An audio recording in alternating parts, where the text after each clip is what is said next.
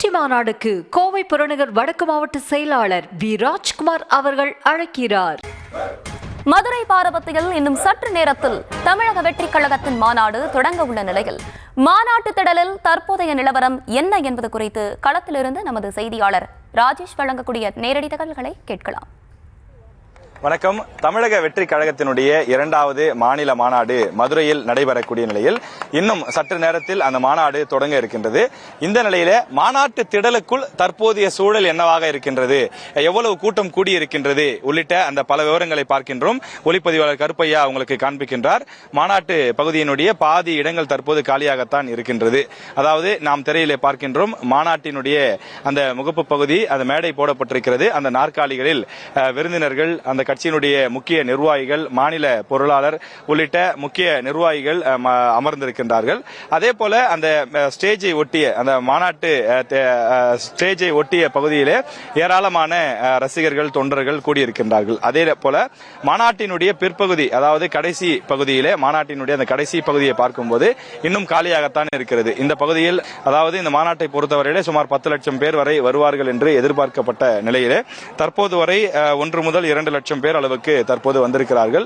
மீதம் இருக்கக்கூடிய இடம் காலியாகத்தான் இருக்கிறது. அதற்கு மற்றும் ஒரு காரணம், கடுமையான வெயில் அதிகமாக இருக்கின்றது. அதன் காரணமாக பொதுமக்கள், இங்கு வந்திருக்கக்கூடிய தொண்டர்கள் உள்ளே வர முடியாத ஒரு சூழல் இருக்கிறது. வெளியில் ஆங்காங்கே இருக்கக்கூடிய நிழலிலே அவர்கள் இளைப்பாறிக் கொண்டிருக்கிறார்கள். 3 மணிக்கு இந்த மாநாடு தொடங்கும் என்று சொல்லப்பட்டிருக்கக்கூடிய நிலையில் மாநாடு தொடங்கிய பிறகு அவர்கள் உள்ளே வருவதற்கான அந்த வாய்ப்புகள் இருக்கிறது. 3 மணி முதல் 7 மணி வரை இந்த மாநாடு நடைபெறும் என்று எதிர்பார்க்கப்படுகின்றது. இன்னும் சற்று நேரத்தில் மாநாடு தொடங்க உள்ள நிலையில் தற்போது சாறை சாறையாக தொண்டர்கள் மற்றும் விஜயனுடைய ரசிகர்கள் உள்ளே வருவதை பார்க்க முடிகின்றது.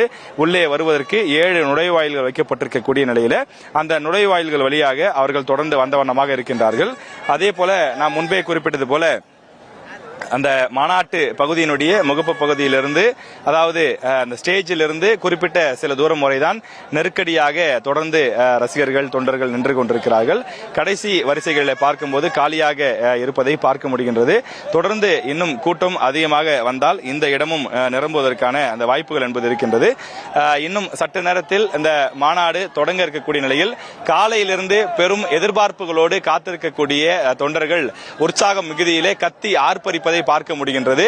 தொடர்ந்து நாங்கள் விஜய் அவர்களை பார்ப்பதற்காக பல கிலோமீட்டர் தூரம் பயணித்து வந்திருக்கிறோம்.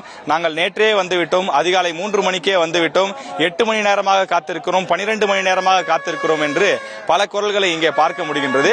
விஜயுடன் எப்படியாவது ஒரு செல்ஃபி புகைப்படம் எடுக்க வேண்டும், எப்படியாவது அவருடன் கை குலுக்க வேண்டும் என்று சொல்லி நீண்ட நேரமாக பெரும் திரளாக இளைஞர்கள் இங்கே காத்திருப்பதை பார்க்க முடிகின்றது. தொடர்ச்சியாக அவர்கள் தளபதி வாழ்க, டிவிகே வாழ்க என்று சொல்லி கோஷங்கள் எழுப்பிக் கொண்டிருப்பதையும் இந்த இடத்திலே பார்க்க முடிகின்றது.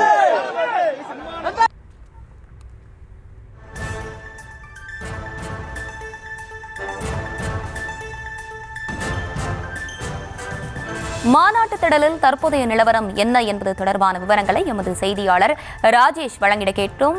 நன்றி ராஜேஷ். வெற்றி மாநாடுக்கு கோவை புறநகர் வடக்கு மாவட்ட செயலாளர் வி ராஜ்குமார் அவர்கள் அழைக்கிறார்.